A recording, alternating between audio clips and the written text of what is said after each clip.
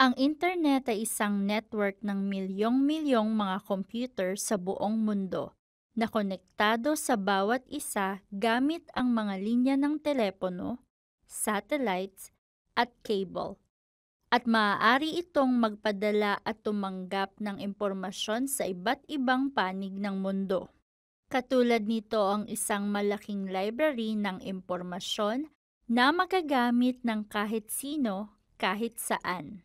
Makatutulong sa iyo ang internet na gawin ang maraming bagay. Maaari kang magpadala ng mga mensahe at litrato sa iyong mga kaibigan at pamilya.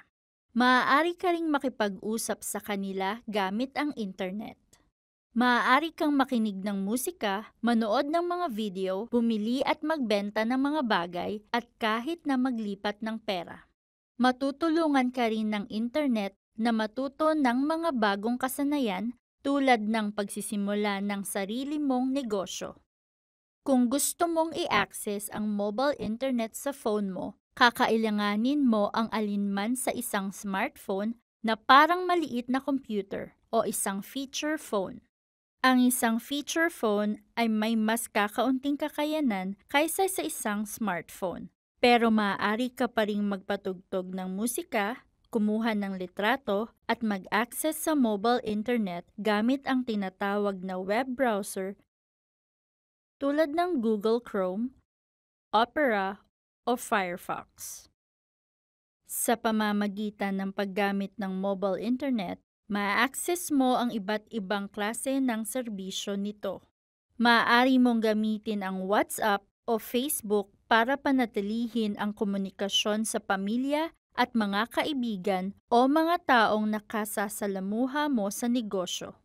Maaari mo namang gamitin ang YouTube para manood ng mga video, tulad ng mga music video o video na nagtuturo sa iyo kung paano matuto ng bagong kasanayan.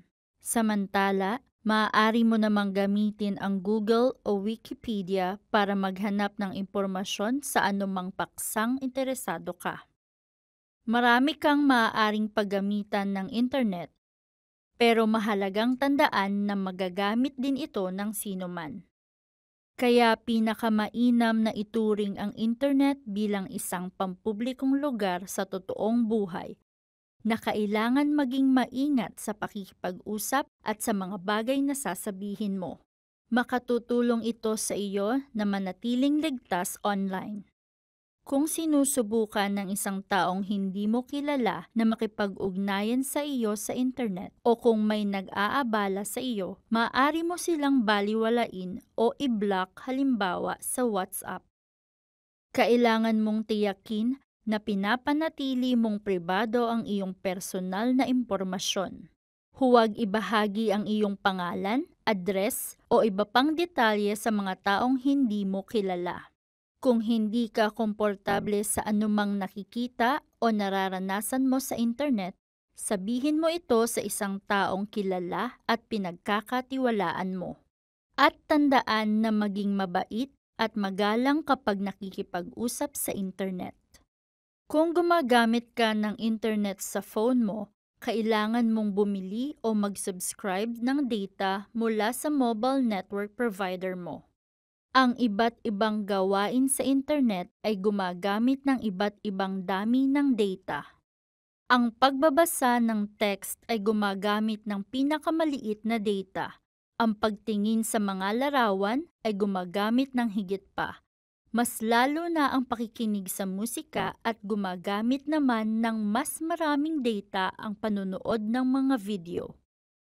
Ginagawang available ng internet ang mas maraming impormasyon kaysa dati at ginagawa nitong mas simple at mas madali ang komunikasyon.